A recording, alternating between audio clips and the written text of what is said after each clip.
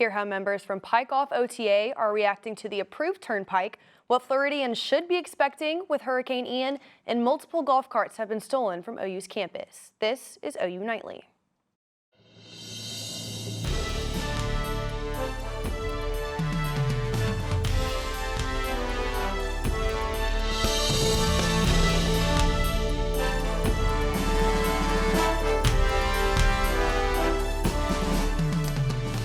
Thanks for watching OU Nightly. I'm Jayden Brannon. And I'm Romelo Woodfork. We begin tonight with new information in the Oklahoma governor's race. OU Nightly's Amaya Ward is live in the newsroom. Amaya, a new poll numbers show this is incredibly close.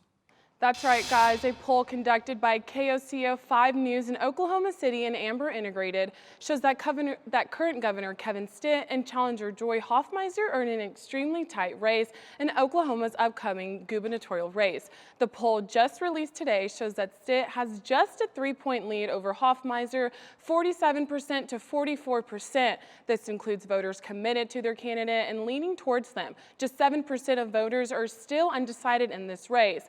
The poll shows that Libertarian Natalie Bruno and Independent Irvin Yin are not a factor in the race at this point.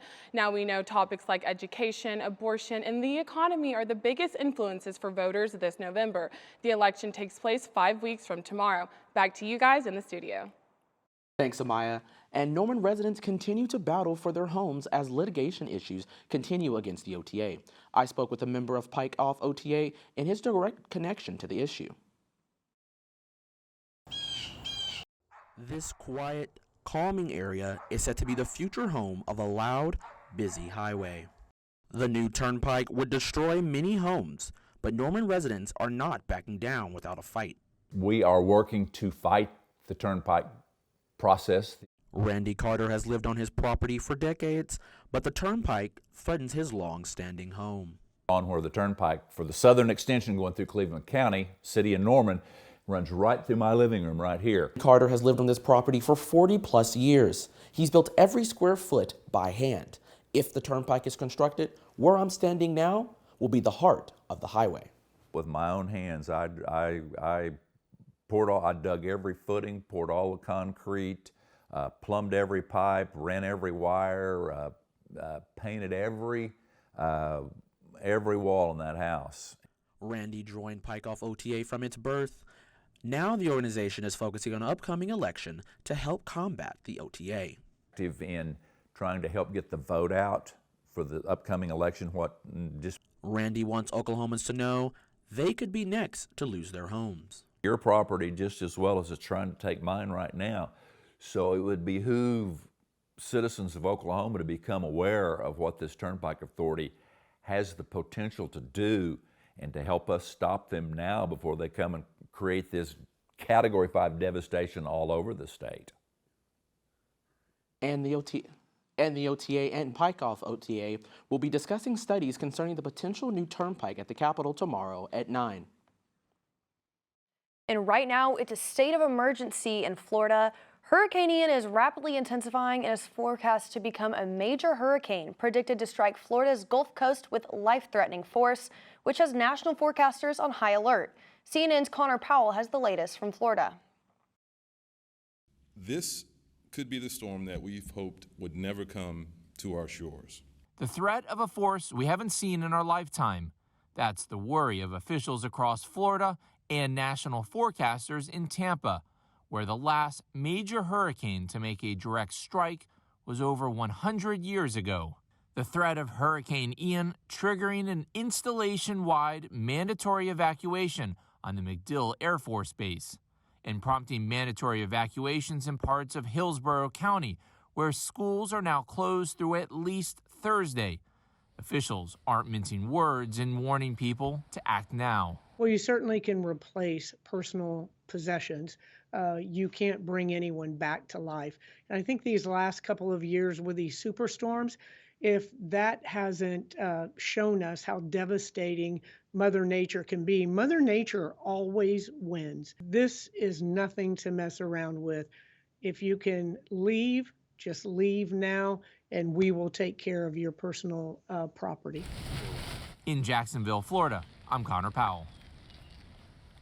A hurricane watch has been issued along the west coast of Florida, and officials are warning residents to continue to look for updates. And we're keeping a close eye on the hurricane. Jenna Warner has more details about what to expect. Jenna, what else can you tell us?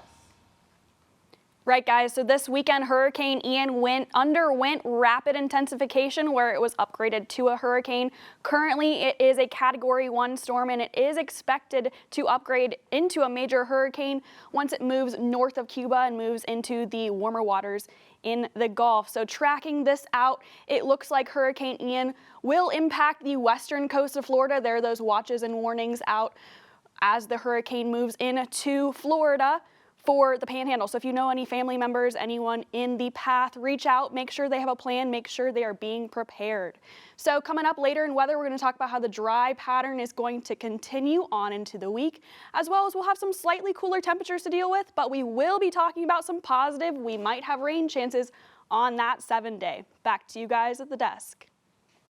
Back here on campus, someone has been playing a game of Grand Theft Golf Cart. OU Nightly's Gouch is live with more on the Burgerlies. Katani?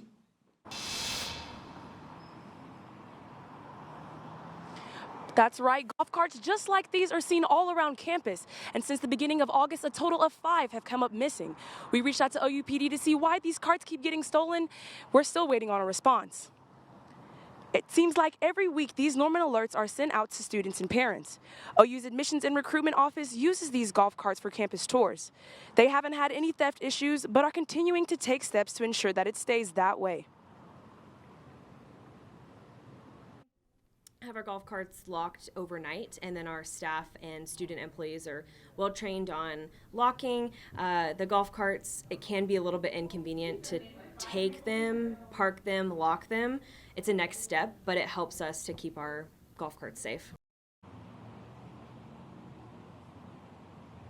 OU's emergency preparedness team strongly suggests parking in view of a security camera, locking keys away, or using a steering wheel locking system if available. Katani Gouch, OU Nightly.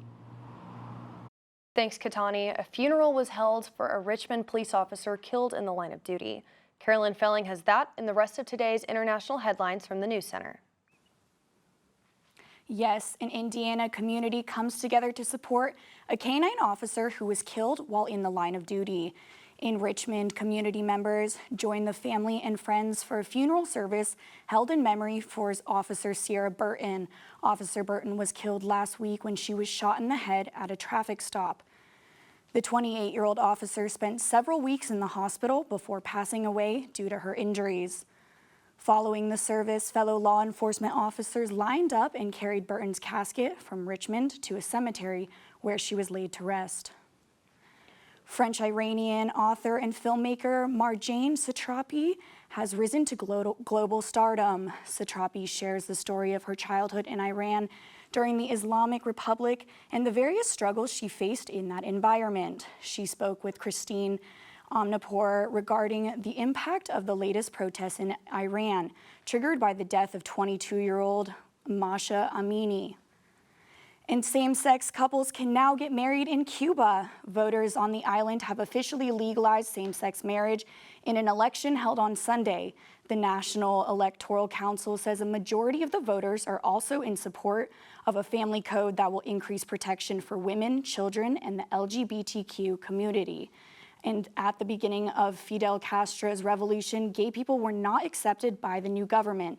Slowly, there has been progress to accept gays, lesbians, and transgender people in Cuba. And the Hollywood sign is being repainted for the first time since 2012. A crew of 10 workers are preparing to renovate the 45-foot sign.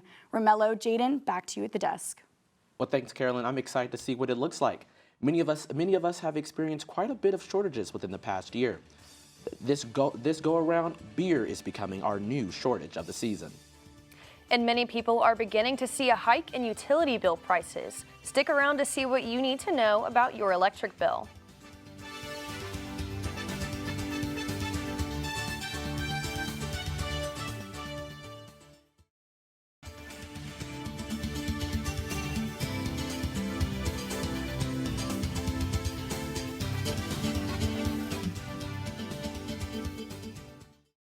Welcome back, and Oklahomans are seeing big numbers on their utility bills. Olivia Dague has more in Money Matters.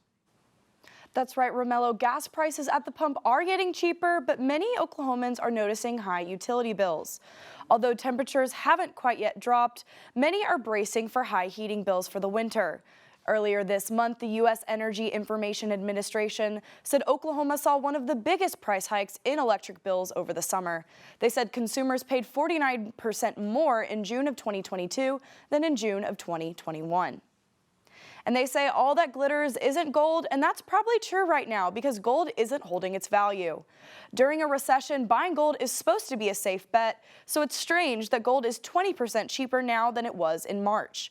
Experts are calling it the Fed effect. Due to inflation, the value of a dollar is at an all-time high. Because foreign gold sales are in U.S. dollars, international demand has lowered, making gold cheaper. And first it was toilet paper, then baby formula, but the next shortage we might see is beer. An aluminum can and carbon dioxide shortage could be the next supply chain issue to affect the U.S.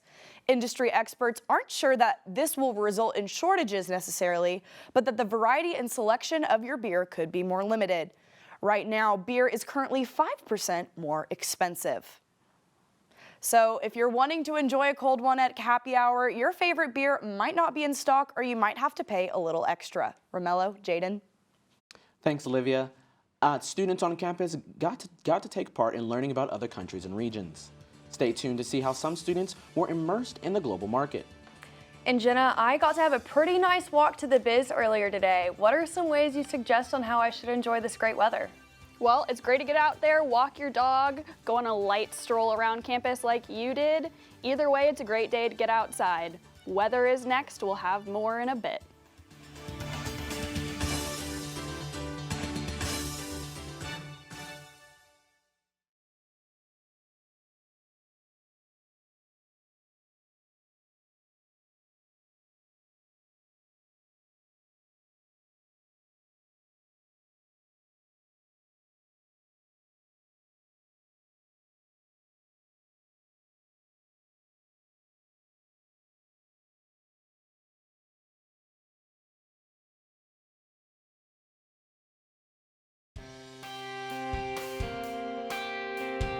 Welcome back to OU Nightly. Wow, it is a beautiful day out there. There's not a cloud in the sky. It's currently 84 degrees in Norman. We have a light wind coming from the north, and those winds will change by tomorrow. We'll have some southerly winds coming up from Texas, keeping us warm for a while. Now, it is still warm right now, even with these northerly winds. We're in the mid-80s across the OKC metro, and those winds are staying light. However, western Oklahoma might see some gustier winds as a surface high pressure system starts moving into the area. Now, the next 6 to 10 day period, we are going to be above average in terms of our temperature outlook, and the same for our precipitation outlook. We're going to be below average, so the opposite of what we just talked about. That means more dry weather is coming up for our region. Oklahoma and Texas will be seeing more dry days, and it's actually been about 24 days in Norman since we've seen about 1/4 of an inch of rain. So it is really dry out there. 29 days down in Idabel, 28 up there in Guyman. We need rain desperately here in Oklahoma. And the deficit has fallen even further this week. It is over 8 inches of rain that we are missing out on here in Oklahoma for annually. Now, it has been a doozy out there for allergies. Elm, cedar, and ragweed pollen are all really high right now, and that will stay that way tomorrow. It might even get higher as we have tree pollen really moving in, so you'll better want to get those tissues ready. Tracking out your temperatures for the next week, we are going to be more close to average around this time of year, but we will still be a bit above average for this time. We still have some 90s sticking around across the state. Looking at our highs tomorrow across the state, we will have some 90s out in western Oklahoma. Although central and eastern Oklahoma should stay below 90, we'll be in the 80s. We might just breach it in some areas in central Oklahoma. Walking out the door tomorrow morning at 8 a.m., it'll be about 57 degrees.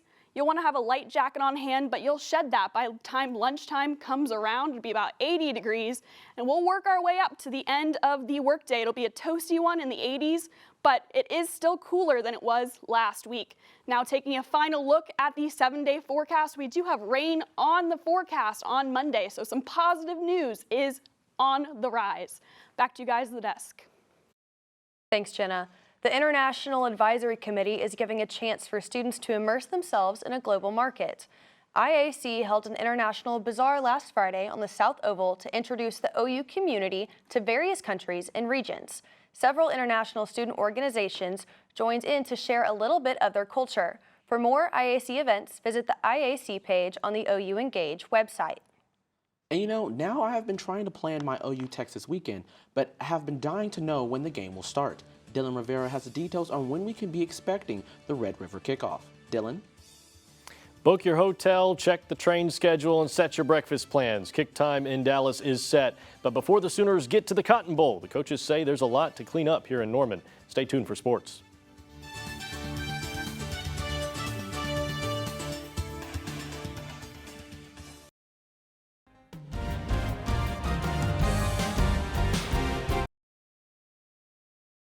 Yeah, you know, I'm pissed about all those things that happened out there today, first of all.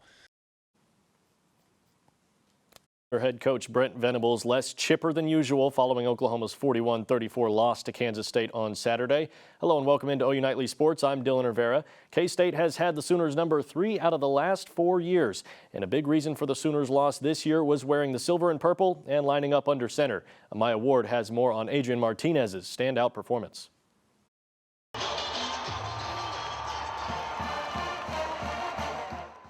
The Oklahoma Sooners kicked off conference play against Big 12 foe Kansas State. Tonight, you know, we certainly got, exposed tonight. It was a stunner in Norman after K-State came out the first quarter and led a 4-0 lead. The Sooners battled back, making it a one-score game in the second quarter. However, QB Adrian Martinez was unstoppable. He finished with 21 carries for 148 yards and 4 touchdowns. OU running back Eric Gray went neck and neck with the Wildcats, finishing with 114 yards on 16 carries. What I try to do in the second half is run harder, be more physical, and just try to help my team win. Whenever Kansas State comes into meeting with Oklahoma, things take a turn for OU. We'll see how Venables and the Sooners respond against TCU next week. Reporting from Gaylord Family Memorial Stadium, Amaya Ward. Oklahoma has a chance to rebound this coming Saturday against TCU. Today, OC Jeff Lebby knows it's going to be a challenge to get back on track. Obviously, first year of their system being put in there completely different than what they've been, but you can see on tape, man, total buy-in. Coach Gillespie's got them playing incredibly hard and tough and physical. They've created some turnovers with 4 picks, but a group that's disciplined, that's tough, that we're going to need to be at our best on Saturday morning. Hotels are booking up and tickets are sky high as we inch closer to the OU Texas game. Kick time for the Red River Showdown was released today, and surprise, it's at 11 a.m. inside the legendary Cotton Bowl Stadium. And today the NFL announced the Pro Bowl is now a thing of the past, putting the annual game to rest in favor of skill challenges and a flag football game. Romelo and Jayden, back to you. Thanks, Dylan. And a well-known pop star is making her fans pretty happy with her upcoming re-debut. Brianna made a special announcement Sunday evening about what fans can expect from her this coming football season.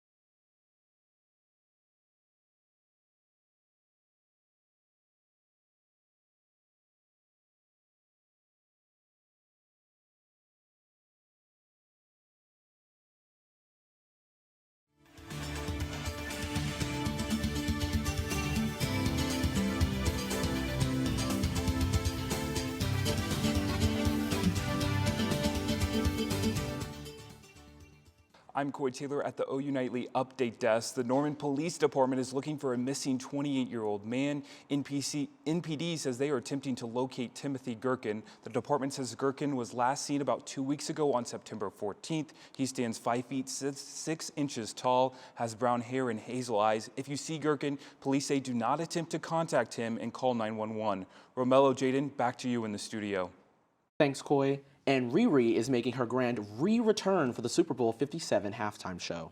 The NFL released an image of the artist holding a football on Sunday before they confirmed the news. They also released a press release calling Rihanna, quote, a once-in-a-generation artist. And I'm sure Riri fans would no doubt agree.